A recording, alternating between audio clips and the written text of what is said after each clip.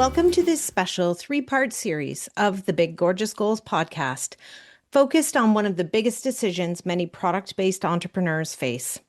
Should you go into retail?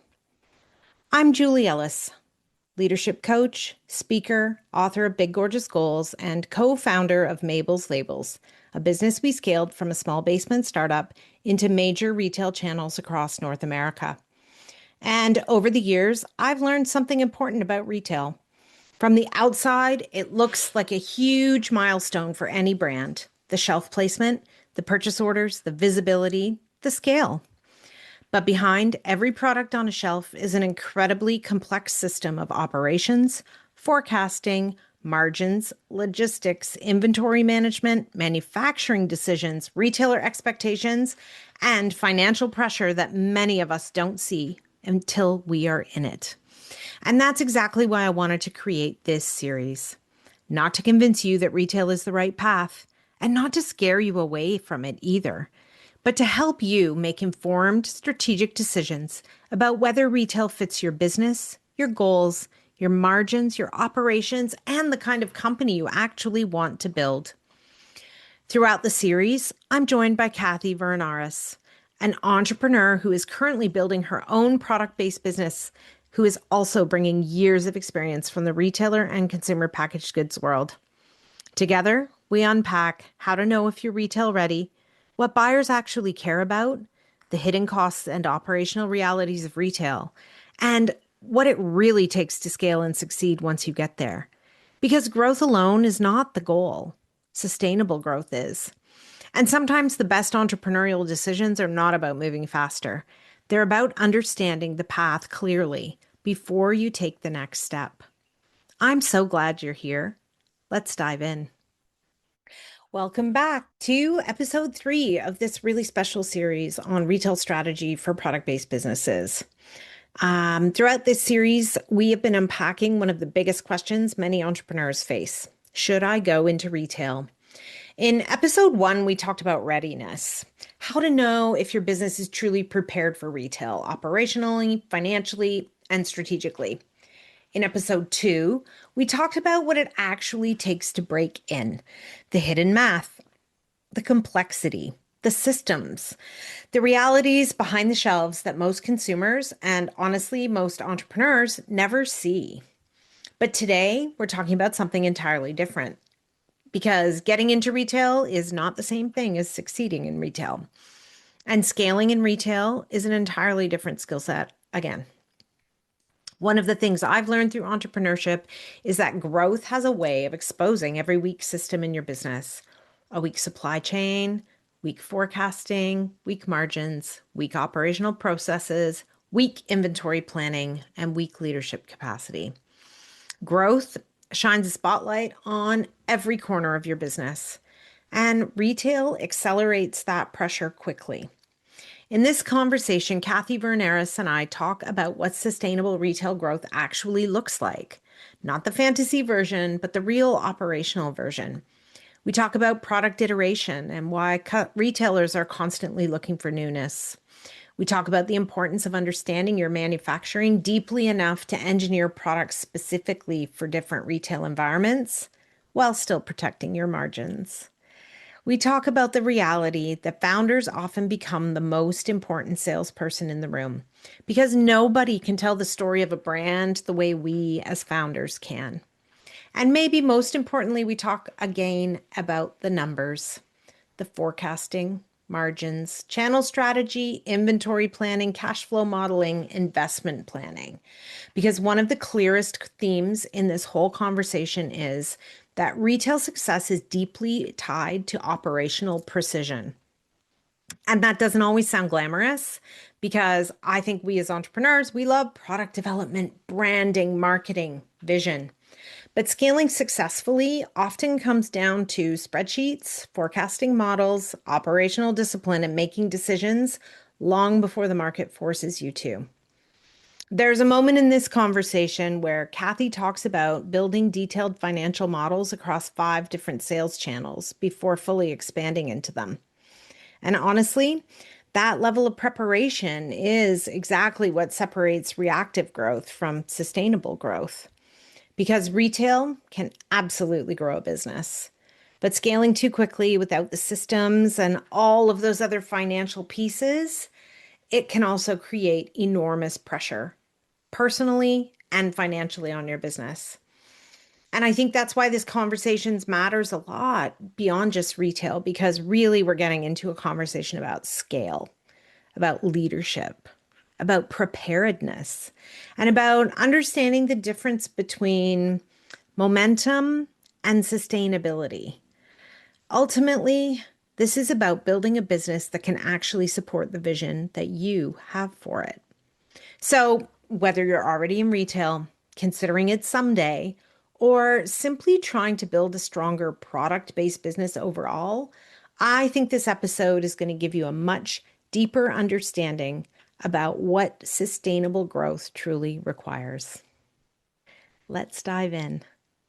All right, this is our episode 3 about scaling and winning in retail. And today we are talking about how to find sustainable growth and what you need to have in place in order to manage a big retail portfolio of brands and Yeah, how you stay on the shelves. So, Kathy, welcome back.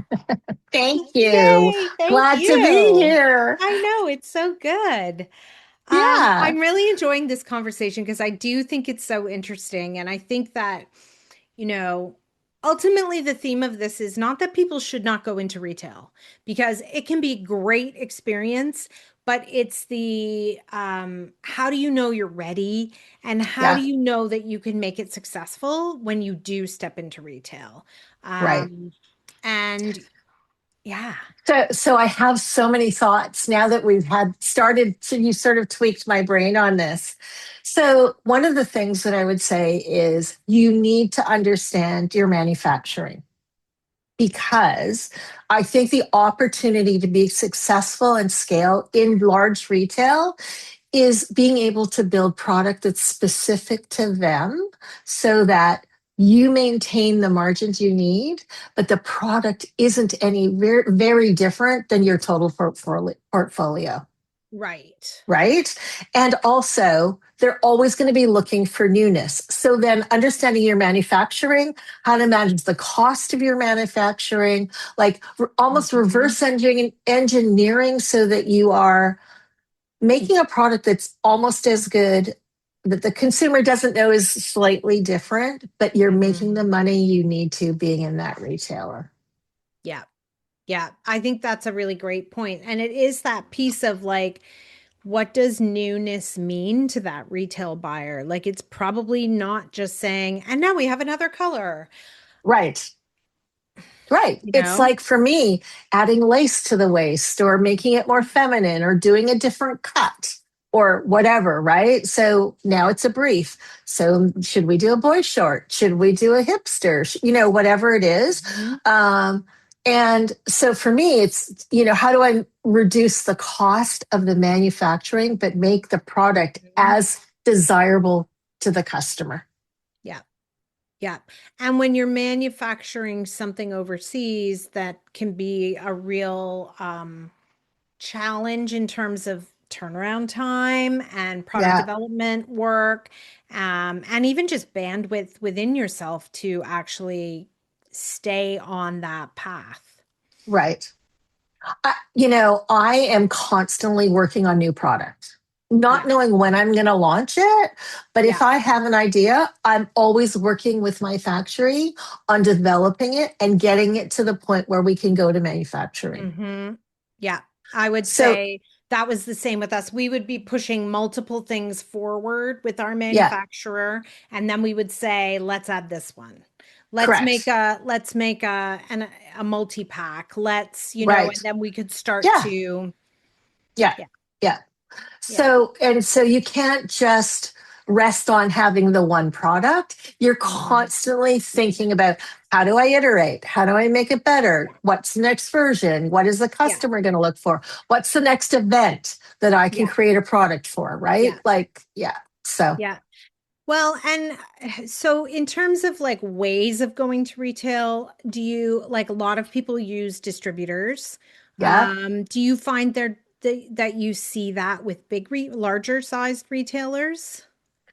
Yeah, but it's funny because the person that I had doing sales for me was part of a distributor, and I negotiated that for every closing conversation, I was part of the conversation. Yeah. Yeah.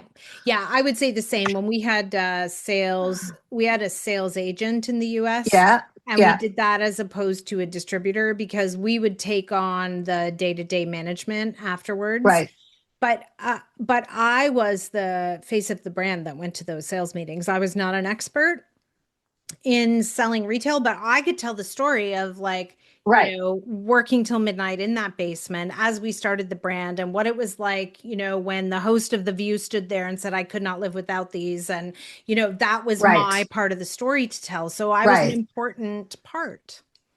right. And I feel Yeah. that I am as well, right? Like Yeah. I own the story, so Yes. I feel like so yeah. That's the other thing I think that founders have to understand, that they're so integral. They can sell the brand better than anybody else, Yes. Always. always. So, yeah, Yeah. that's why the brand exists, right? And why it's been successful. Correct. Yeah, Hmm. absolutely. Yeah. So, Yeah. I think don't ever forget that. Yeah. Yeah. And so how do you, I mean, so you learned all of this because you came up in the retail world. Yeah, Um, I learned it because I was fortunate to hire a really great consultant when we went to retail, who'd had experience both on the brand side and on the retailer side, which is not always common. yeah, And, he really worked with us to help with the sales process, the product build, like all of the things. And yeah, then I feel like I learned so much through Fire and the School of Hard Knocks. yeah. But how do people learn who want to go to retail? Because I think that it is, like when I started out, I did not know what I didn't know. Like Right. 100%, I Yeah, had no idea it would be as technical and complicated as it was. right. Well, I would say that that is something. It's important to either hire a consultant or bring somebody on internally who comes from that world, Yeah. right? Um, and whether it's somebody who's under operations, or I think that that's the position Yeah. that to me makes the most sense, to bring in an expert with Yeah. experience in retail. Yeah. Yeah. Yeah. Yes. And I would So say then on my team, eventually, the consultant faded to more of a at the end of the phone kind of contract from being, right, it really involved, I had a director of sales and I had an operations manager. And the right. operations manager was kind of slash analyst. We Oh, called them yeah, an yeah. operations manager, but he managed a very big spreadsheet for each retailer that showed us, Correct. velocity in stock, Right. where, Yes. yeah, all of those Yeah. pieces that we needed to manage. That's like, it's like your retail success manager, Yeah, that's probably a better title. Yeah. right? Although And he did also help with product coming. oh, So it was actually like, and this is where I tell you that I think it's hard in a small environment to like get the people you absolutely. need, right? Absolutely. And I'm Mhm. so fortunate that I have the background that I do, right? Definitely. I'm sure you're going to get a Yeah. lot of calls after this.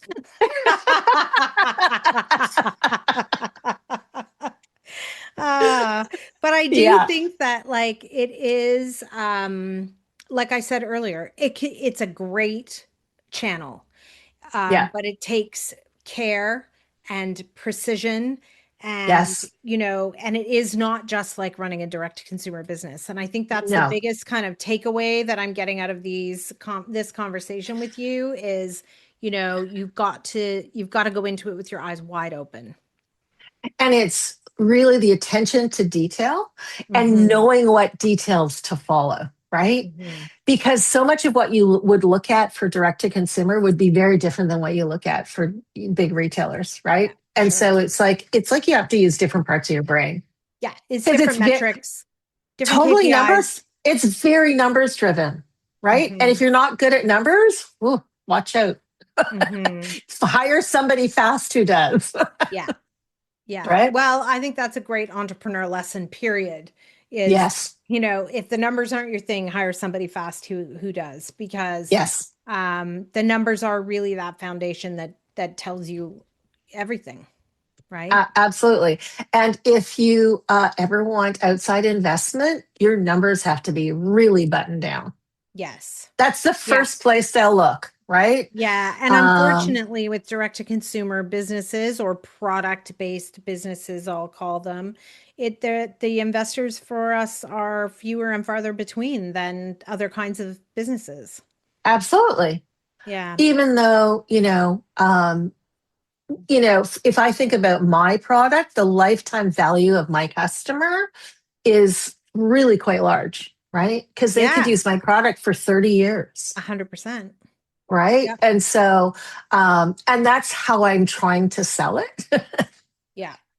right? Yes. Yes. So, And unfortunately, you don't have 30 years behind you to confirm no, no, that. but I have Right? statistics about the Of category that course. show that, right? Right. And so, Yep. Well, and so, but that's interesting because that's where it's like, you know, you get into this, like, I feel like I'm making these numbers up, but you are to some degree, you're forecasting based on a set of assumptions and research that you've done, right? So yeah, here's the research, you know that this is true, and right, therefore, for your brand, it means this. right. Yeah. I mean, that's how I have to frame it. Absolutely it is Yeah, because yeah, yeah. yeah. So, And then the second truth is you will never ever meet any forecast you ever make. You will either fall right, short or exceed. right. That's just the So way it true. goes. You will Absolutely. never hit it to the penny or the No, number. no, Exactly, no. right? I mean, that's just how the world works. Right. And forecasts, like to me, are they're numbers that are supposed to change almost, right? Yeah. Yeah. So, yeah, you're Yeah. constantly adjusting all of the things that fall below the forecast as the forecast changes. So it's like a moving target constantly. Mm-hmm. Mm-hmm. Yeah. One of the other things I see with people getting into retail, which is like quasi, and that's Yeah. around, you get onto an e-commerce site. It might be of a big retailer or Yeah. an e-commerce only retailer, but the sort of drop shipping where they never take your product into their warehouse and you're just shipping it from your side. Yeah. Um, what do you know about that? I've done a little research about that because in my space, Yeah. there is one that's very big that does that. Yep. But so I'm because of my margins again, like Yep. I already know the cost to ship anywhere in Canada. I've done all of that research because I do the so because I on our direct to consumer, we offer free shipping under Yep. $70, over $70. So I know that how much like this our standard box will cost and all of those things. And I plugged it into. So what I did was I worked on a fully built out margin on 5 channels of business, right? Okay. So formatted Yeah. retail, other like just non-franchise retail, independent retail, Yep. uh, you know, Amazon, Yep. direct to consumer managed by our website. So those are the 5. And Yep. so within that, with all of our direct to consumer, I know the cost of each unit that we ship. It's Right. actually come in, I built it in. So I know what the cost of that is. So for that kind of, so in my space, it's Right. well.ca, right? Yeah, Um, for sure. I know what the cost of that is. Right. And But so I I'm am doing amazed fine. at like the precision with which you just said, I evaluated 5 channels, I built a spreadsheet, I looked at that, Yeah. and I think that that is what can help you decide, here's channel 1, channel 2, channel 3. It's a 3-year, Yeah. or Yeah. 5-year strategy to even I think about actually did. accessing those, right? That's exactly what I Um, did. Yeah. Yeah. And I would really encourage people to build those good forecasts because Yeah. although it seems a little boring, it also is very informative, or not even boring, but intimidating is maybe a better word, Yeah. to build something like that. But like finding that, CFO or a financial analyst who can kind of build you a model that you can then work with as you Right. get better pricing, find new factories, like all of the pieces that go into the journey. Yeah. Like I already know how much money do I need to make to actually execute into another channel, or do I need outside investment and how much money do I need, right? Yeah. And Yes. and that's based on monthly sales over 3 years. Yeah. Yeah. Hmm. Wow. Yeah. Yeah. I love And it. most people don't even think that way, but that's my background as well, right? I had to do Yes. quarterly forecasts Yep. for 13 categories of business that I did. Right. My financial deck was 140 pages, Right. Right. right? So the deep dive is something you're very accustomed to. And I Correct. will say, like, one of the reasons I wanted to have this conversation with you is that I know this about you. Every time we talk and I learn the things that you're analyzing and looking into and have on a spreadsheet, I'm amazed at your preparedness. Thank you. Right. And so, but it is that, like, why, and we all bring our own backgrounds to these, Yeah, to our absolutely. entrepreneurial ventures, right? Yeah. And there's real value in the background that you have. And so I'm so happy today that you have shared with us all the things about retail and what to think about, what to consider, and when to go for it and when to say not yet, or maybe Yeah. not at all.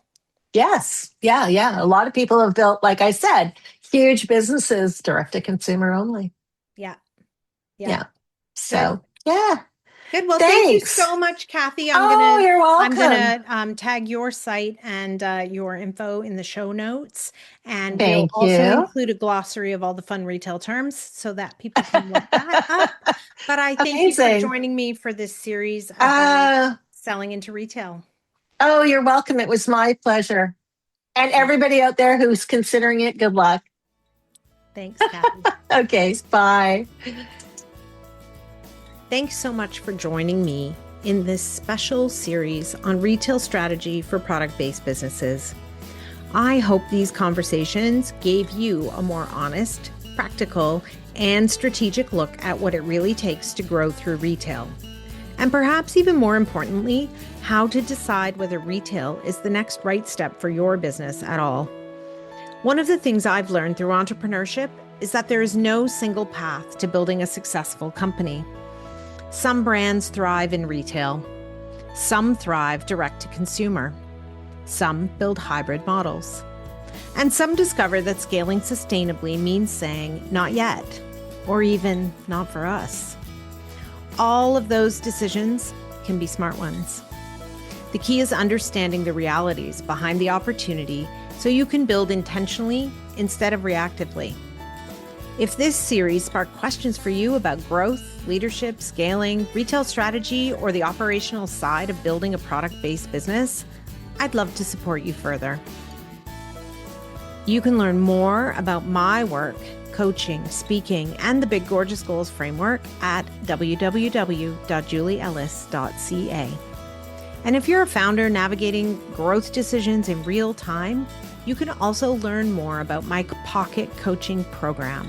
It's a voice note-based coaching designed to give entrepreneurs strategic support, perspective, and decision-making guidance exactly as you need them. Because sometimes the most valuable thing in business, it's not another course or another framework. It's about being able to have the right conversation at the right moment. If you enjoyed this series, I'd love for you to subscribe to the podcast, leave a review, or share it with another entrepreneur who's trying to decide what growth should look like for them. Thanks again for being here. And until next time, keep chasing your big, gorgeous goals.